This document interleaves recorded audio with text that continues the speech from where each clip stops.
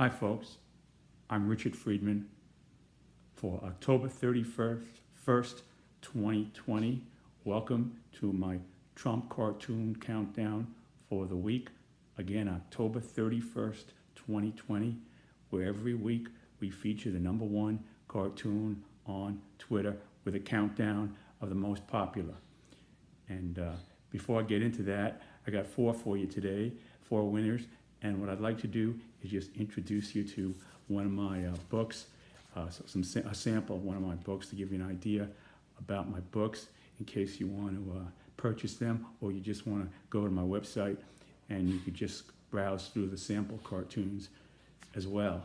So I thought this might be appropriate. This is going back to February 19th, 2019.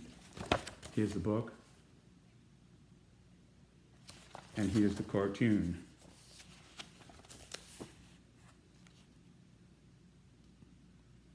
There's the Department of Justice, and there's President Trump, and he's renaming for this would be like for his second, if in the event that he is victorious on the 3rd, then on November 3rd, if he's or thereafter, if he's victorious in the race at some point. If, then this is what we might be seeing down the road, possibly, you know. So, anyway, here's a cartoon. I'm going to read it real quickly to you.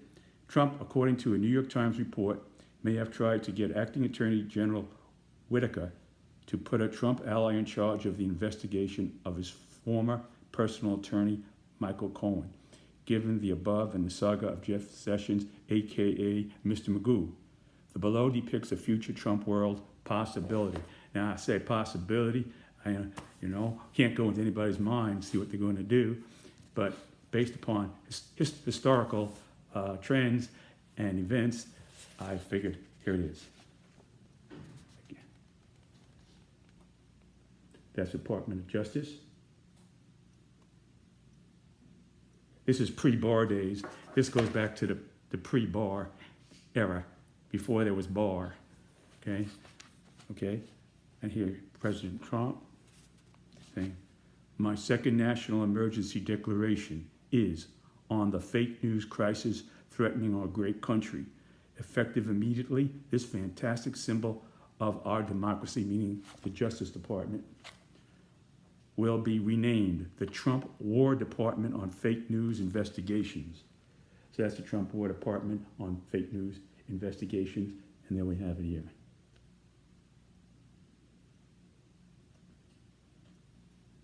President Trump.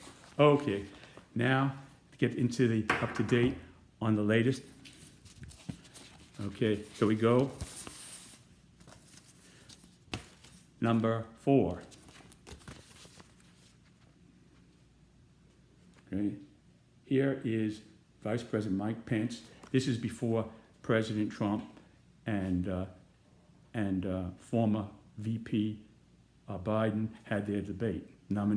Democratic nominee for the president and President Trump had their debate, and this is right before that, and this is after.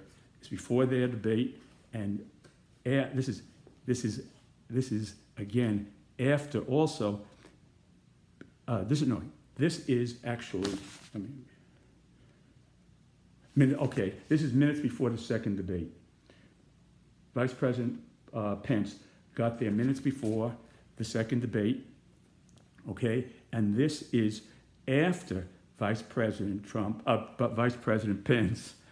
Vice President Pence had his debate with Kamala Harris, where a fly landed on his head there, and everybody saw the fly dancing around on his head, and that got a lot of attention. So based upon that event, I decided to do a cartoon on that, combined with a possibility that the vice president might be on the lookout for another fly landing on the president's head in this second debate, and so he showed up early with a fly swatter to make sure that President Trump, this didn't happen to President Trump, what happened to him. I'm not saying it's the same fly, but then billions of flies been around for billions of years, so it could be another fly. So he wanted to make sure that no fly landed on President Trump's head during the second debate with Joe Biden. He got there early for ahead of the second debate, and this is after his debate with Kamala Harris, Vice President nominee Kamala Harris.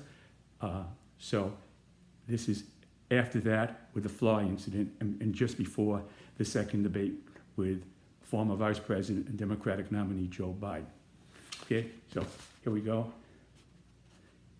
There it is. It's empty there. You see there's a speaker. Nobody's so short. He got there early, to practice his swinging, in case there was a fly around.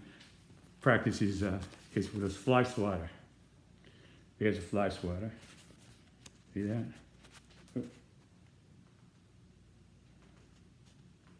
Okay, he's there, nobody's around, but he's practicing away with his fly swatter. Okay, and he says, this swatter will be handy if that pathetic Dr. Deborah Birx shows up to bug me again. She's been bothering him, basically, about this doctor, Atlas. She wants to get him off the task force, the White House coronavirus task force, because he's saying things that nobody else is saying about herd immunity, and that we don't need masks and this and that, and everybody else is on board with basically with Dr. Fauci and their approach to getting the people to wear masks and try to stay away from crowds and to be responsible about the way they conduct themselves and in staying away from crowds, how they conduct themselves, staying away from crowds and things like that. So he's running county. He said we go out, have a party, have a good time, if you get it, like a Darwinian approach, you survival of the fittest, when I don't know what the fittest means here. I guess the people who are most immune to the virus have a built-in immunity of some sort, like, well, we know President Trump he says he's immune now, so I don't know how that goes, because they're saying now people have gotten it more than once and they caught it again. And some people have caught that plus the virus now. They get a double whammy. You get two for the price of one. You get the coronavirus plus you get the regular virus. So two for the price of one. You go somewhere, you get two for one now. So it's like in the supermarket. You get two for one. So I should not try to keep a sense of humor. No, but so anyway, here it goes. There's Vice President was so he's really a little peeved with Dr. Deborah Birx now, perhaps because she's been bugging him to try to get Atlas to reduce his influence. I think she's more concerned about his influence. I mean, if he wants to sit there and eat M&Ms or something like that and not say nothing, but he has so much influence now with President Trump that she feels that it's hampering the effectiveness of the task force, because President Trump seems to be not meeting with the task force and meeting with Dr. Atlas who Dr. Atlas, in a sense, has created his own task force, which is a herd immunity task force in de facto, kind of like, that's what it appears to be. It appears. So anyway, here's in that background, here is this. This swatter will be handy if that pathetic President Trump had referred to Dr. Deborah Birx as, in the context of pathetic, whether it was a remark or whatever. He used that word in speaking of her. In speaking of her, I don't know how he exactly stated it. So anyway, but he was mentioned. That pathetic Deborah Birx shows up to bug me again about removing the most influential member of my task force, herd immunity infectious disease spreader specialist, Dr. Scott Atlas. I refer to him here in my cartoon as a disease spreader specialist, because he's saying no mask, we don't need masks. You don't need masks, go out there, have a good time, And so that's how that came. There it is. And there's this fly swatter. He's ready there. He's got his fingers up. He's ready to get that fly if it even goes near President Trump's face or anything like that. He's ready with his fly swatter for that second debate. Okay. Now, here is, this is President Trump. This was a couple days ago. Trump, in the final days of the 2020 presidential campaign, about a day or two ago, against Joe Biden, uses his no Christmas approach. He's saying there's going to be no, if you elect Joe Biden, we're going to have to stay indoors, we're going to hibernate. There's going to be no Christmas at all, no Thanksgiving, no 4th of July togetherness, no weddings, no graduations. It's going to be, you're going to live, like a hermit, That's what he's basically saying. In other words, Joe Biden is going to he's only going to be eating and this and that. So he's saying that. So what I went ahead here and did is I said, well, Trump might have forgotten one day he failed to mention. So here's the day he might have forgotten to mention that there was going to be no more of. Okay? There he is.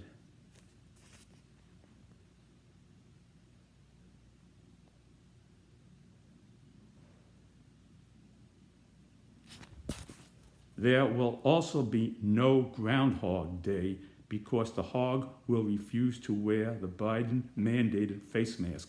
President Biden is talking about now, he's president, he's going to make a mandate that people have to wear a face mask across all the states. So he's talking about that. So he says now that's going to, I'm saying here, it's going to apply to groundhogs. And here's it, and Biden mandated, and look to see, so, and refuse, the groundhog will refuse to wear the Biden-mandated face mask and look to see his shadow on the ground. See, when Groundhog Day, if he sees a shadow, that means a few more days. It's something to do with winter. I don't remember exactly what it is, but seeing his shadow means that there'll be like 30 more days of winter or something like that. It's some sort of a barometer, a method. It's like I don't know. It's a mythological thing. It's not a scientific thing. So anyway, I just say shadow underground. Other than that, you'll have a wonderful life. So here it is. He actually said, other than that, you'll have a wonderful life. I put in the Groundhog Day because, the groundhog would not want to go out wearing a mask, so he'd look at his shadow underground. Okay, so no Groundhog Day. All right, so that was that one. Yeah. Okay. Now, here we got Air Force One, Trump. It's the night of the deep freeze out in Omaha, Nebraska, where what happened here was that the Trump campaign, they wanted to have a real big rally, so they told people to meet about 3 miles, drive their cars to about 3 miles of where the president was landing. This was at Eppley Airfield. So they told, this is where President Trump's plane landed, and this is where the rally was. But they told the people to park your cars somewhere with a designated spot, I'm sure they had, 3 miles away from where, and then they came with buses to take them to the Eppley Field to have the rally with President Trump. You see, so what happened was it turned real cold when the sun went down, and it got very, very cold. They were like 10 degrees, I think. It went down to 0, some people say it was 10, but it was damn cold, especially if you're from a southern state or something like that. If you drove up there from Florida or Georgia, it would be really, so anyway, so what I'm saying here is basically that the buses, whatever happened, the buses didn't know that they had to go back and pick up the people. They were not, when people asked them what happened, the buses never came to pick the people up, because I guess it was a one-way trip. It's just like it was one-way ticket, bus ride to Eppley Field. Once you get to Eppley Field, you call a cab or something like that out there. You got to call a cab. Hundreds of people. You got to all crowd into one cab, taxi cab, or something like that, and get back to where your car was. Or hitchhike. Maybe hitchhike on a cold night, 10 degrees, and wind's blowing, and hitchhiking ride. So anyway. I used to hitchhike rides when I used to teach tennis at camps, and I used to go sometimes.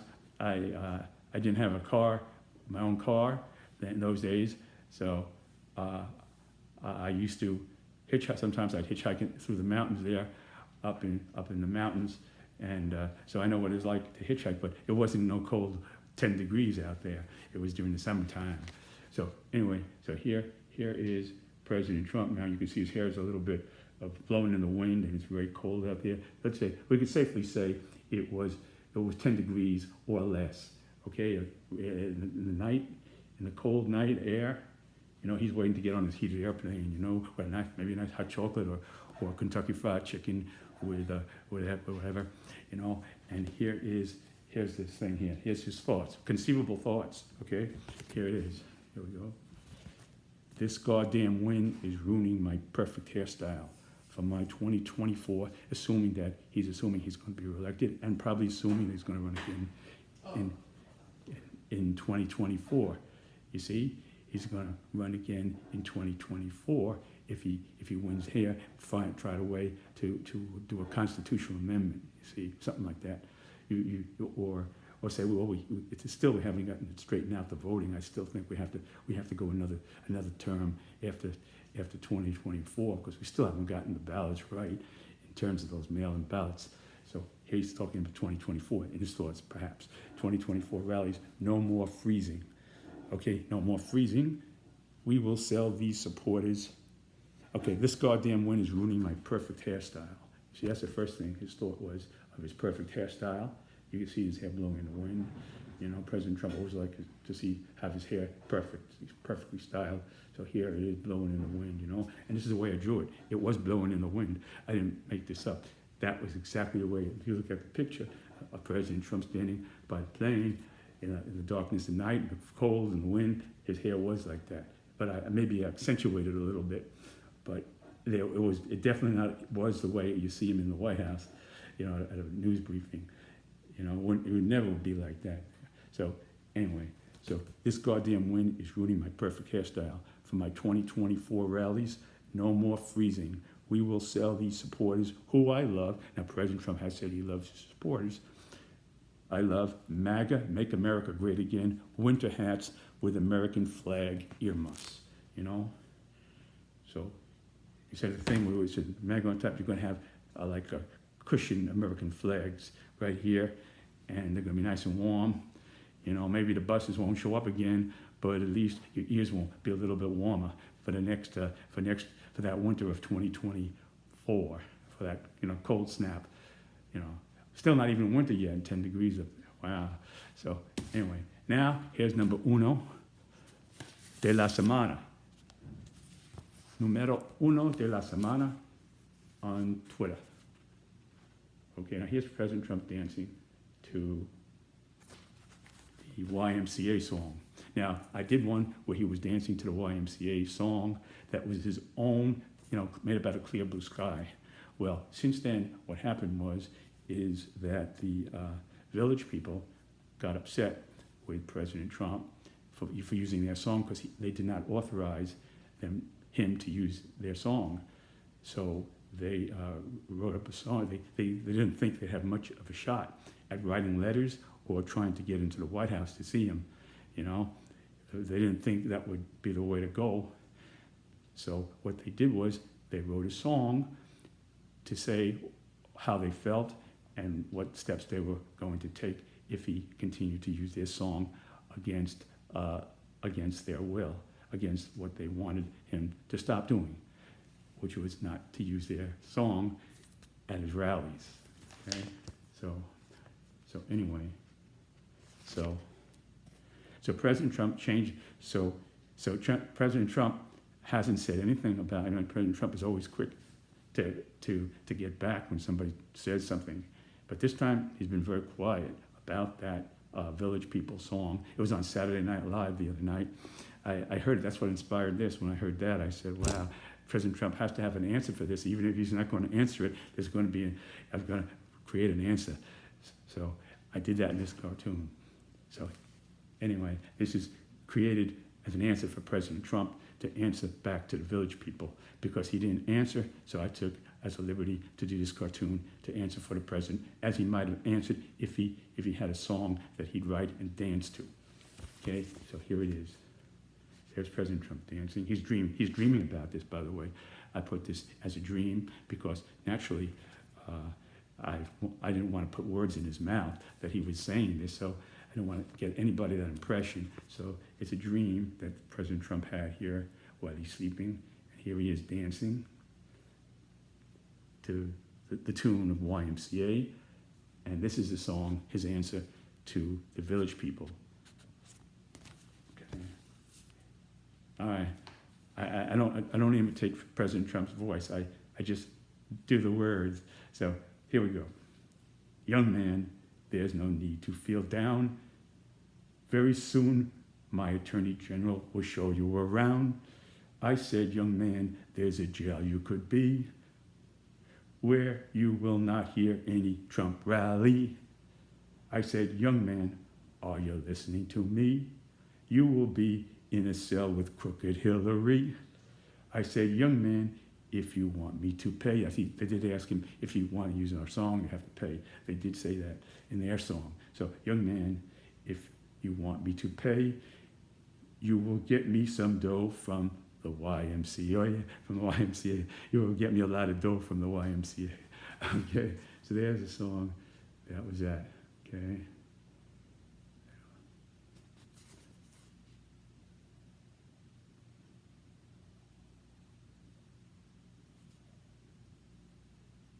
And here's President Trump dancing.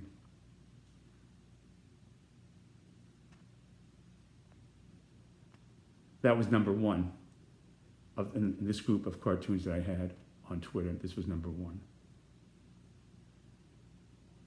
Okay, I want to thank you folks for watching my Trump cartoon countdown for the week. And I hope to see you back here next time. And you stay well, stay safe, eat well, sleep well, and get some exercise. And try not to watch too much news because everybody, that can get you really uptight if you overdose on the news. I mean, that really can get you a little uptight. So just cool it with the news. Just keep apprised of what's going on, and just stay well. And I'll see you next time. And as I always say, God bless, and God bless America.